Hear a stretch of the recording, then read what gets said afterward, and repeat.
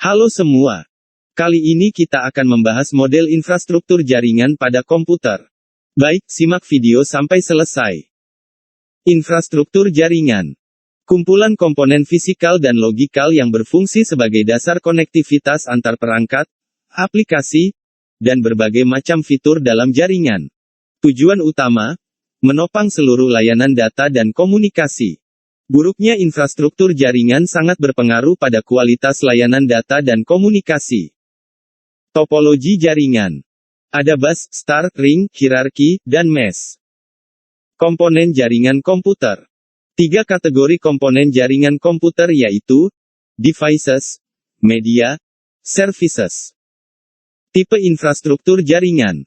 Local Area Network, LAN, Metropolitan Area Network, MEN, Wide Area Network, WAN. Local Area Networks, LAN. Suatu jenis jaringan komputer yang mencakup wilayah yang kecil dan terbatas. Benefit. Mudah dikembangkan. Tersedianya cadangan koneksi, NABSP, lebih aman, dan mudah dikelola. MEN. Jenis jaringan komputer yang lebih luas dari LAN. Biasa digunakan untuk menghubungkan jaringan komputer dari suatu kota ke kota lainnya. Berikut ilustrasi jaringan MEN. Wide Area Networks, WAN.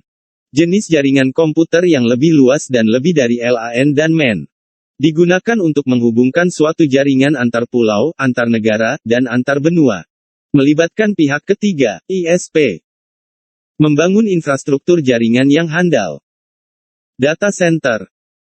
Merupakan fasilitas yang digunakan untuk penempatan beberapa kumpulan server atau sistem komputer, dan sistem penyimpanan data, storage, yang dikondisikan dengan pengaturan catu daya, pengatur udara, pencegah bahaya kebakaran, dan biasanya dilengkapi pula dengan sistem pengamanan fisik. Syarat utama data center. Lokasi aman, memenuhi syarat sipil bangunan, geologi, vulkanologi, topografi. Terproteksi dengan sistem cadangan, untuk sistem catu daya, pengatur udara, lingkungan, dan komunikasi data. Menerapkan tata kelola standar data center meliputi standar prosedur operasi, standar prosedur perawatan, standar dan rencana pemulihan dan mitigasi bencana, standar jaminan kelangsungan bisnis. Kriteria perancangan data center. Availability. Yaitu mampu memberikan operasi yang berkelanjutan dan terus-menerus. Scalability dan flexibility, yaitu data center harus mampu beradaptasi dengan pertumbuhan kebutuhan yang cepat. Security, seketat mungkin baik pengamanan secara fisik maupun pengamanan non-fisik.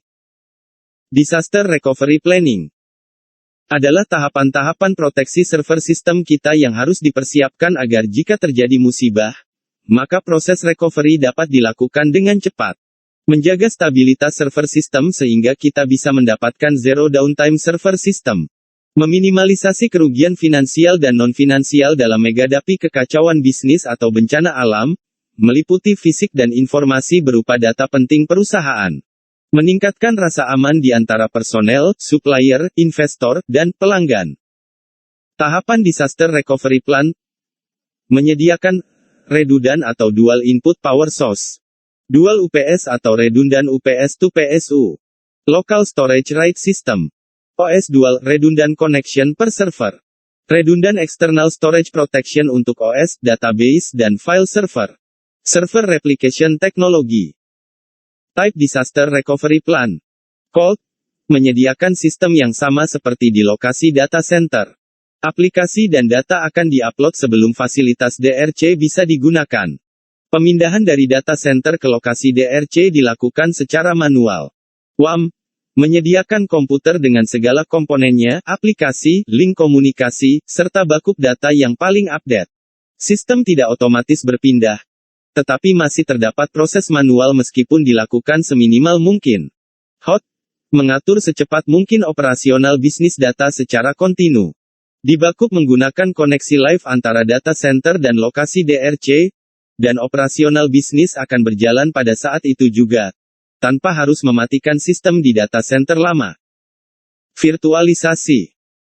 Teknik membuat sebuah sumber daya tunggal seperti server, sebuah sistem operasi, sebuah aplikasi, atau peralatan penyimpanan terlihat berfungsi sebagai beberapa sumber daya logikal.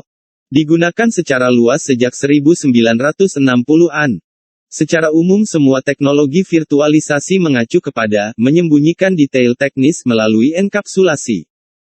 Keuntungan: mengurangi biaya pembelian hardware, menyederhanakan manajemen perawatan, memudahkan konsolidasi server, meningkatkan efisiensi energi, mempercepat pembangunan server, membangun redundansi, tes dan mengembangkan aplikasi, hemat energi, NABSP, dan irit ruang. Virtual Private Network, VPN. Sebuah koneksi private melalui jaringan publik. Jaringan yang terjadi hanya bersifat virtual. Tidak semua orang bisa mengaksesnya. Data dikirimkan dalam bentuk terenkripsi. VPN membutuhkan sebuah server yang berfungsi sebagai penghubung antar PC. Fungsi: confidentiality, kerahasiaan. Data integrity, keutuhan data. Origin authentication, autentikasi sumber. Isu: IPv4 stoknya mulai menyusut. Migrasi ke IPv6. Serangan ke situs-situs pemerintah meningkat. Belum adanya profesi khusus bagi PNS untuk menangani keamanan sistem informasi. Baiklah, cukup sekian video pembahasan kali ini. Semoga bermanfaat. Terima kasih atas perhatiannya. Sampai jumpa di video selanjutnya.